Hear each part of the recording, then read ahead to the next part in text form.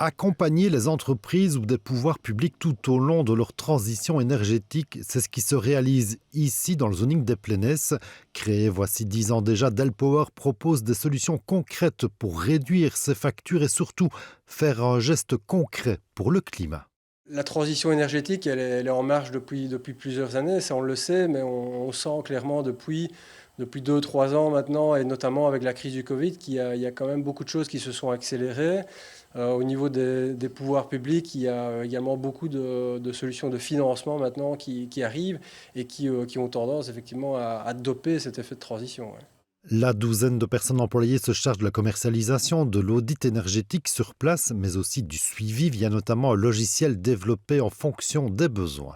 Commencer par travailler sur la régulation des installations, que ce soit l'éclairage, le système de chauffage, le conditionnement d'air de manière générale, c'est clairement une des premières actions à mettre en place parce que c'est généralement quelque chose qui ne coûte pas extrêmement cher mais qui peut avoir un impact significatif rapidement. Et puis évidemment, dans un processus de transition énergétique, il va falloir à un moment donné également aller vers des investissements un peu plus conséquents avec des temps de retour sur investissement un peu plus longs, mais qui exposeront aussi beaucoup moins les entreprises et les finances d'une manière générale à la volatilité des prix de l'énergie que l'on connaît aujourd'hui, de tout ce qui est directement ou indirectement lié à la consommation d'énergie.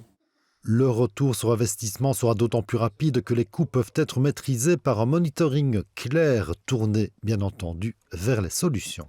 L'optimisation des coûts reste évidemment un sujet central, surtout pour les entreprises.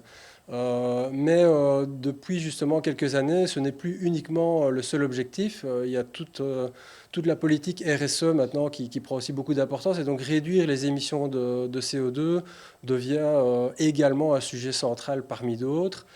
Et donc notre métier, clairement, c'est de trouver le bon équilibre entre l'impact environnemental, l'investissement et le retour sur investissement. C'est clairement sur ces sujets-là qu'on travaille.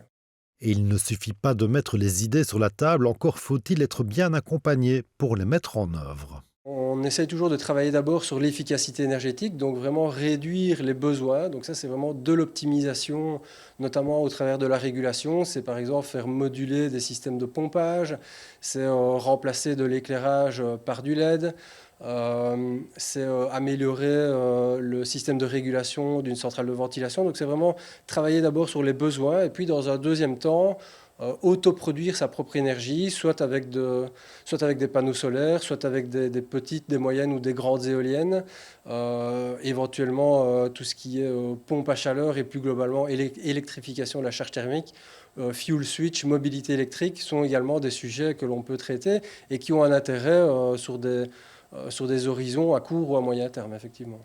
Au final, tout le monde y gagne, l'efficacité et le rendement des entreprises sont nettement améliorés, les coûts fortement diminués et le climat, lui, ne s'en portera pas plus mal.